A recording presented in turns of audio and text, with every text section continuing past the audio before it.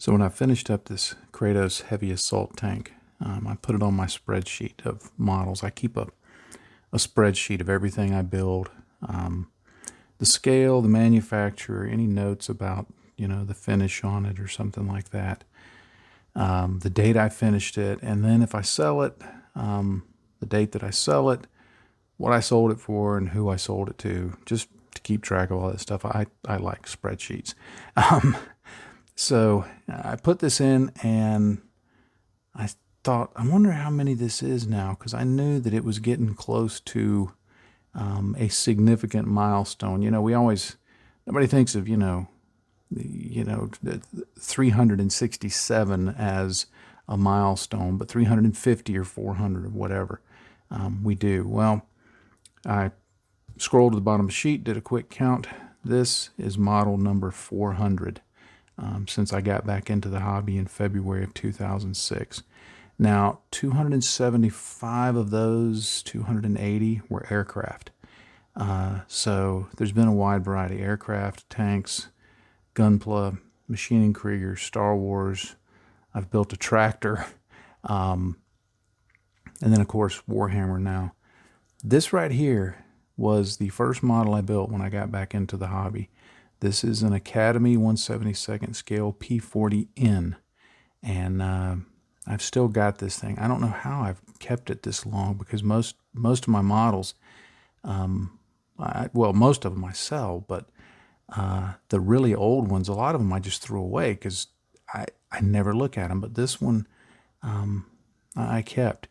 But I like the fact that I kept it now, because every now and then I go back and I look at it and I think about the things that I've grown in and the things that I've learned, but I also look at what I tried to do at the time on this one that I didn't do a great job on it, but I kept learning and growing in it and all that. Like this was brush painted. Whoops, here, you move your barrel over there. This was brush painted. I believe it was enamels. I don't remember if it was enamels or acrylics. I didn't realize that acrylic paints were a thing, because the last time I'd built models when I was a teen back in the 80s, everything was enamels. So I'd actually bought different colors of paints and found out some were acrylics, some were enamels.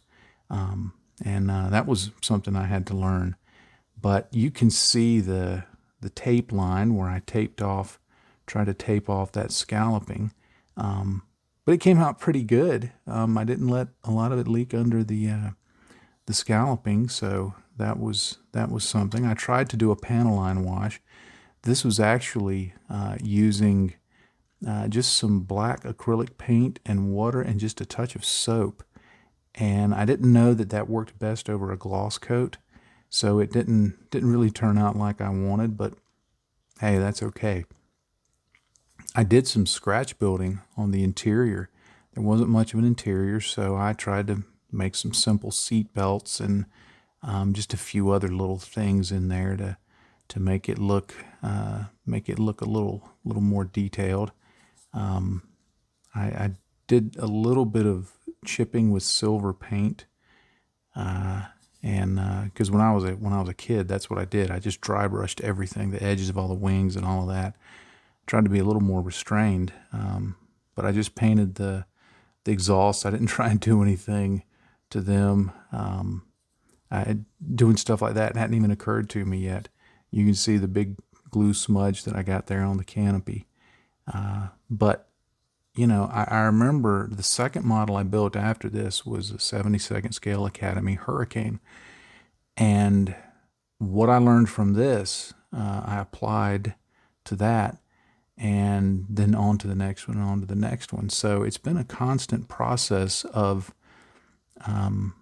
growth, and I've been very deliberate about that. And maybe it's just the way my brain works, but I see everything I do as an ongoing experiment in how to do things, how to improve things, how to refine techniques, how to add to techniques, how to extend techniques, how to learn new techniques. Somebody asked me, they said they really liked the tracks on this Kratos. And they said, do you recommend doing this on all your tanks? And I said, well, if you like it and you want to do that on all your tanks, do it just like I did there, and you'll get that result. It's a great way to do it. I said, The next tank I build, I probably won't do it the same way because I want to try something slightly different. Maybe not hugely different, but just a little different, just to see the result. And then after that, I'll try something else, and then I'll try something else. Although I have to admit, this is probably my favorite tracks that I've ever done. So I may keep doing it more like this than other things I've done. But it's just been a constant, ongoing experiment. I don't feel like that any model is so much a point of, well, it's there, it's arrived, it's anything like that. Every model is just a point of data on a continuum of work that I guess, you never know what the future is going to bring, but I guess I'll do until either I'm dead or no longer physically capable of doing this, unless, I decide to take up knitting or something like that.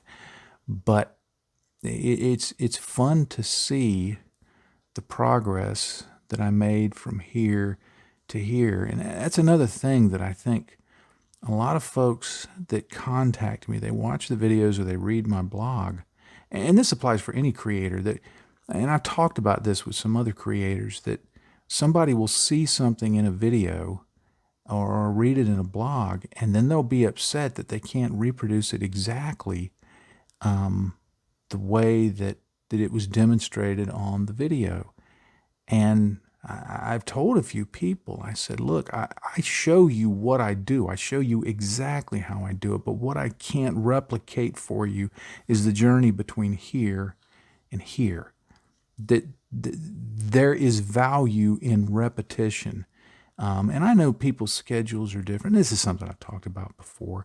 But I know people's schedules are different and not everybody can model all the time. But if you're going to build one model a year, then you really need to work in doing that to give yourself every opportunity to experiment and to try things and to test things and to really squeeze out of it what you can. Because what has helped me is building 400 models. You just can't get around that the school of hard knocks, so to speak, not that any of this is hard knocks, but the school of hard knocks of building a lot of models has great value in and of itself. Yes, there's things that are important to know about applying products and what products to use and how to use them and when to use them and all of those things.